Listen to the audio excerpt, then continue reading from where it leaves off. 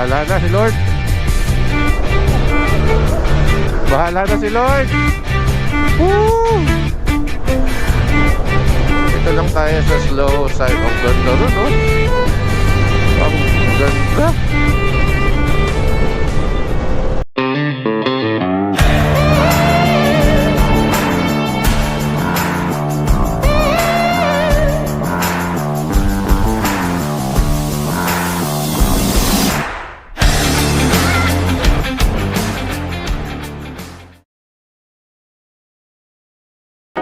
Alright, good morning. So, andito tayo ngayon sa Tarlac. And susubukan nating dumaan ng expressway kahit below 400cc yung ating motor. Pupuntahan natin yung Cabanatuan through Central Luzon Link Expressway yata or something. So, subukan natin. Pag nahuli. Tingnan natin. Okay?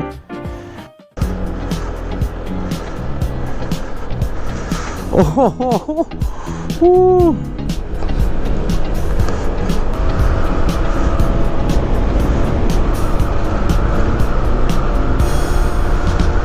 Papasok na tayo ng expressway.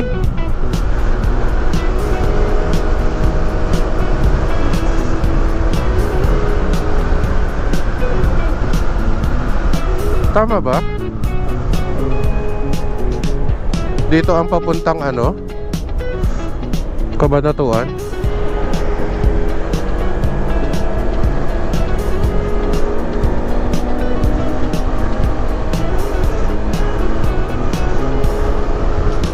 Bahala na si Lord. Bahala na si Lord. Woo! Expressway si Ruby! Oh, woo!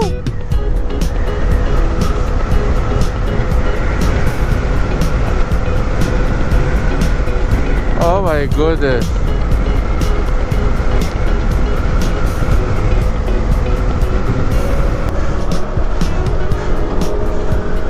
Ayan, so sabi nila meron daw itong 30 kilometers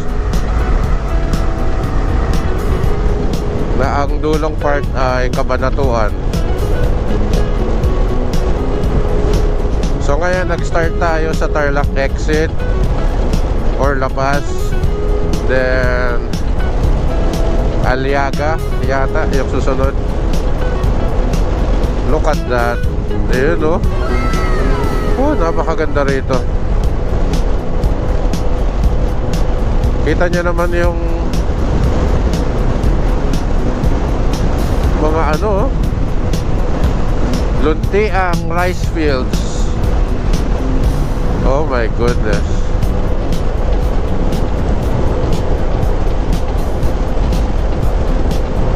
Okay, so confirm. Pwede pa ang below 400cc dito sa Silex.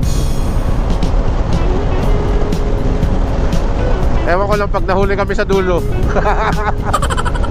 Marami ako napapanood na vlog na dumadaan dito below 400 eh. So tinry natin. Mission fast, sabi.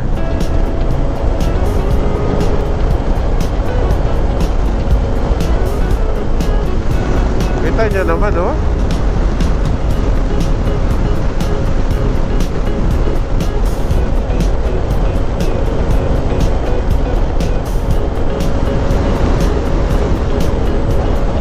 Yan nga lang, pag magmumotor kayo dito, be sure na nakababa yung visor.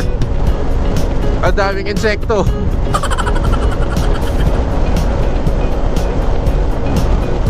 Ang sarap namang mag-drone dito. So hindi na tayo nagmapa kasi dire-diretso lang naman to. Kung ano na lang yung dulo, yun na yun. I think Cabanatuan na yung dulo eh. So ang dali na lang ng biyahe from Tarlac to Nueva Ecija sa Cabanatuan. Imbis na more than 1 hour, Kaya nyo nang kunin ng around 20 minutes. Depende sa takbo. So yun yung first exit na nakita natin or nadaanan namin, Saragossa exit I think. Then ang susunod nito ay Aliaga, hindi ako nagkakamali. Hindi ko lang alam kung merong anything in between Aliaga at saka Cabanatuan. So ngayon may mga single, may nakita nga akong tricycle kaninang dumaan pa rito eh. Ayan o, Aliaga exit 2 kilometers.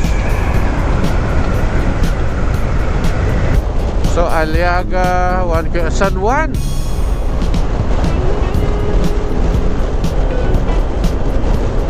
San Juan Batangas ba yan o San Juan Manila? San Juan La Union, madami. San Juan, ano ba? Wala na. Okay, so ito na yung Aliaga exit.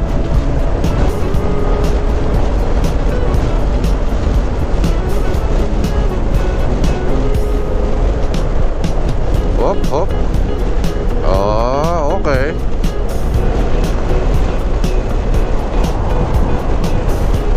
Malapit kaya dyan kay Rodel?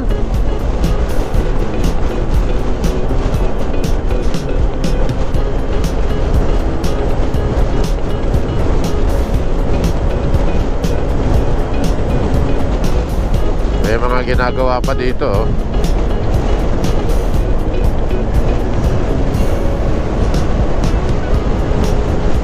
Tinatapalan nila ng ano, asphalt yung lubak siguro.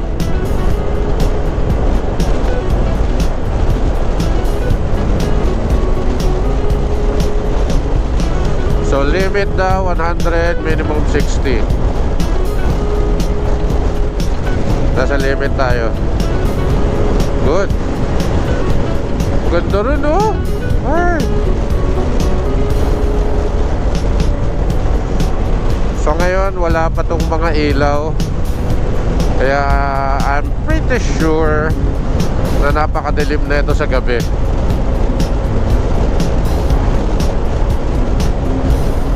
Kaya dapat malalakas yung mga ilaw nyo. Mapapabili na ako ng 400 na ito. Diyos ko Lord, napakasarap pala. And mas mabilis mo mararating yung pupuntahan mo.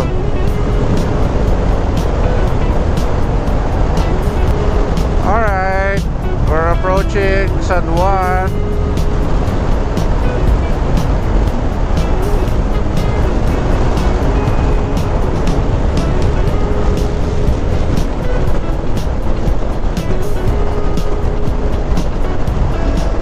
Malakas ang hangin dito, open area kasi eh.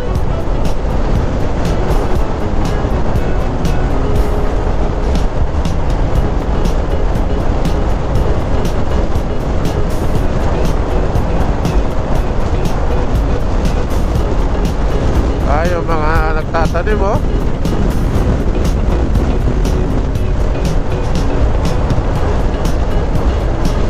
Ayan, Cabanatuan 4 kilometers na. Nalang pala. Pero itong project na to, ang alam ko phase 1 lang, hanggang Cabanatuan. So ongoing pa rin daw itong project na to. Ito ay from Tarlac to Cabanatuan lang kasi eh.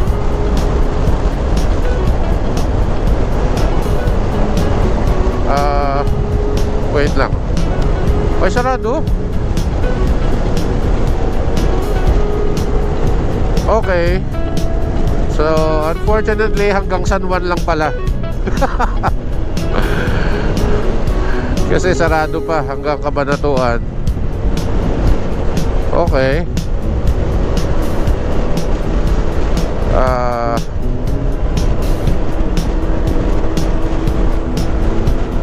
San Juan lang tayo. San Juan Nueva Ecija. Paano tayo babalik? Kaya mag-u-turn na lang. Mag-u-turn na lang tayo dito kaysa mag-Aliaga.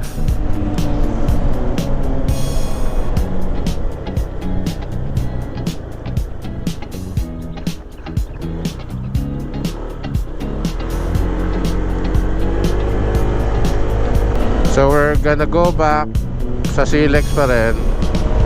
Kasi pag nagbayan-bayan tayo pabalik ng Tarlac, medyo traffic.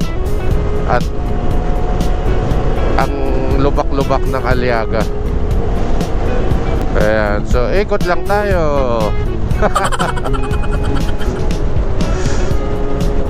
Talaga nga namang rice granary ang Nueva Ecija. Look at that.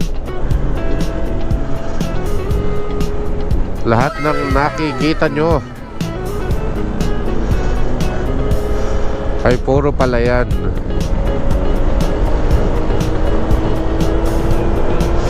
Na hindi ko pag-aari. Kaya bala kayo dyan. Sarap. Pwede kayong paikot-ikot lang dito buong araw. Balik lang ulit tayo doon.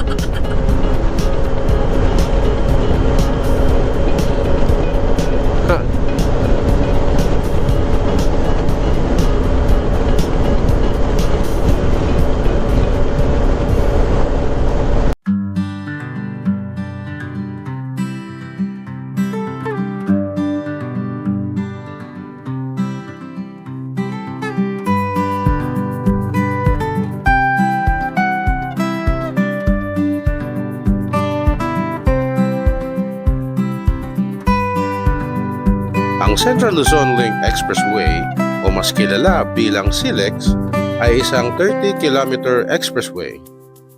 Ito ay bumabagtas sa mga munisipalidad ng La Paz, Zaragoza, Aliaga at San Juan upang ikonekta ang mga lungsod ng Tarlac at Cabanatuan.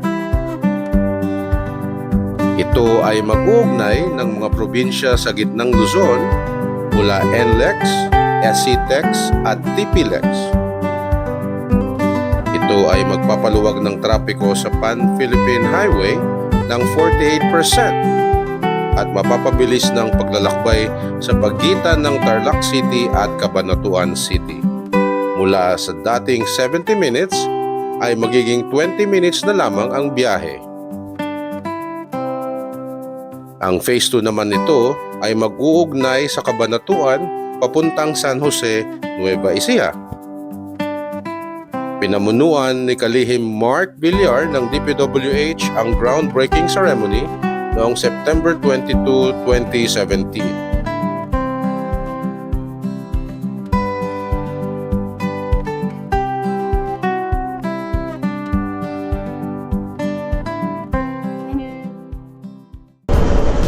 So kanina pala, kwento ko lang, before kami umakyat, nag-aalangan pa kami kung pwede rito dumaan yung below 400. So nagantay kami ng around 30 minutes kung may papasok na motor o kaya below 400. So nung may pumasok na dalawa, edi go!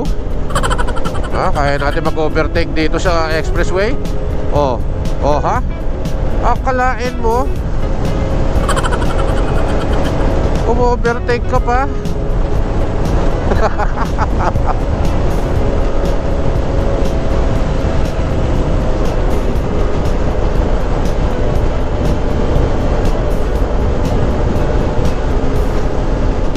What an experience.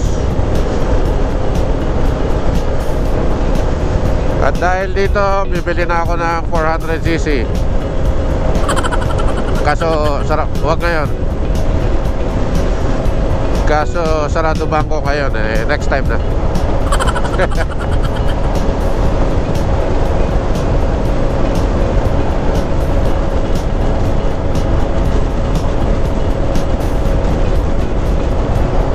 Talaga naman, ang sarap.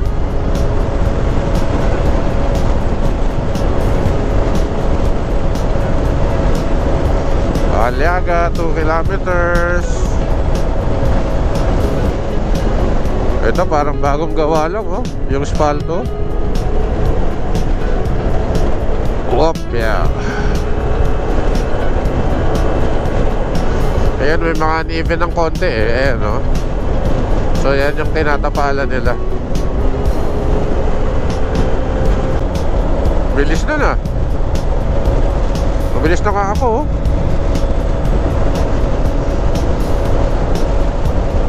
Yun, oh. Si Arayat, oh. Ganda.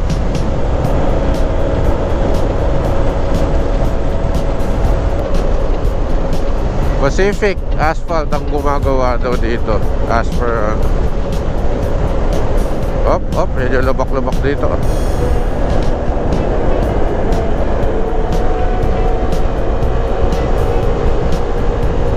Ayan, dyan tayo nagpalipad ng drone kanina kasi sarado pa yung Saragossa exit. Pero kung open pa yun, syempre hindi naman tayo pwedeng tumigil doon dahil highway to. Ay nako, kung may 400 ka, bilis na lang ng Ilocos.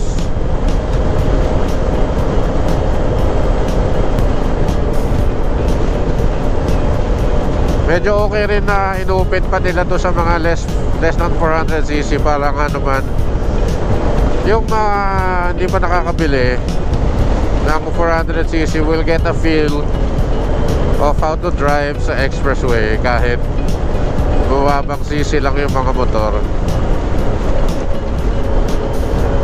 Walang ibang expressway na makakagawa nun. Dito lang sa SILEX. Pwede ka mag U-turn dito.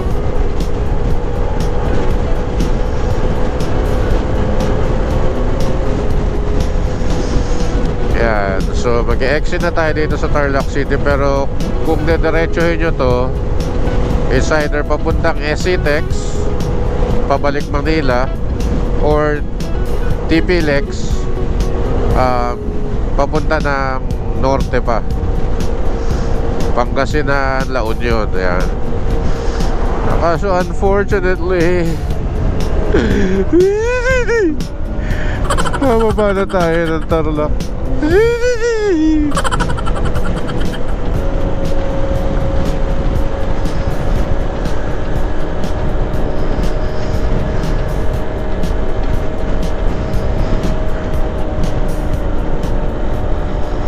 Okay, so we're back here sa kung saan tayo umakyat kanina, Tarlac, La Paz exit or entrance.